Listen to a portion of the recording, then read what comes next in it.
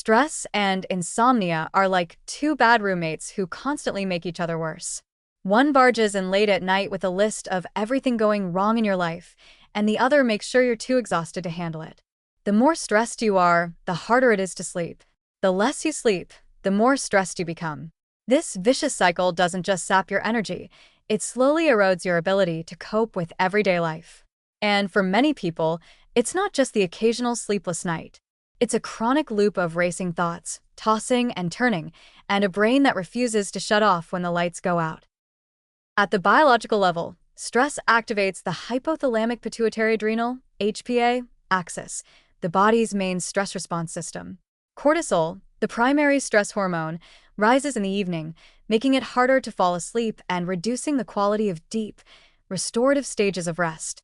Your heart rate stays elevated. Your muscles remain tense. Even if you manage to doze off, your sleep is likely to be shallow and interrupted. This would be fine if stress was an occasional visitor.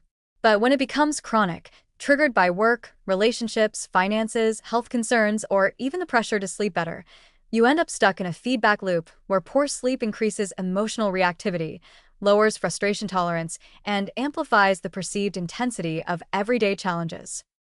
Cognitive patterns also play a massive role. When you're stressed, your mind often becomes a 24/7 problem-solving machine. It refuses to stop analyzing, rehashing, forecasting disaster scenarios, and reviewing past conversations like a broken security camera. This kind of cognitive hyperarousal is the enemy of sleep. Your bed becomes a trigger for anxious thinking. Instead of winding down, you lie awake, watching the clock and calculating how ruined tomorrow will be if you don't fall asleep in the next 17 minutes. Spoiler: this only makes it worse. The good news is that this cycle is not unbreakable. In fact, one of the most effective treatments for chronic insomnia, especially when driven by stress, is cognitive behavioral therapy for insomnia, CBT-I. This isn't about herbal teas and relaxation playlists. It's a structured, evidence-based approach that rewires both your sleep behaviors and your beliefs about sleep. One core technique is stimulus control, which involves strengthening the association between bed and sleep. That means going to bed only when sleepy, getting out of bed if you can't fall asleep within 20 minutes, and avoiding wakeful activities like scrolling, reading the news, or mentally redesigning your entire life at 2 a.m. in bed. Another key part of CBT-I is sleep restriction, ironically spending less time in bed to improve sleep efficiency. This strategy helps rebuild the body's drive for deep, consolidated rest and breaks the habit of long, unproductive hours spent lying in bed awake. At the same time, cognitive restructuring targets the anxious thoughts themselves.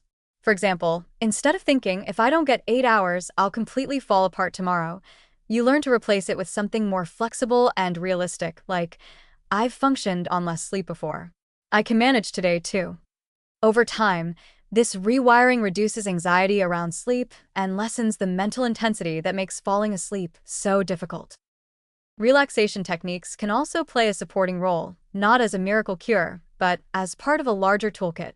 Practices like progressive muscle relaxation, deep diaphragmatic breathing, and guided imagery help calm the nervous system before bed. But they're most effective when combined with cognitive work and consistent sleep routines. The truth is, no single strategy will snap the cycle overnight.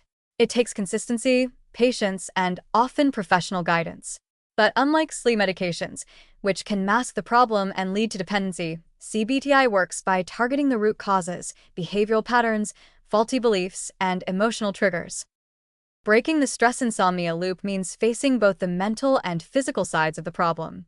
It means recognizing that trying harder to sleep is often the worst strategy, and that letting go of control, of worry, of rigid expectations is a more powerful sleep aid than any pill.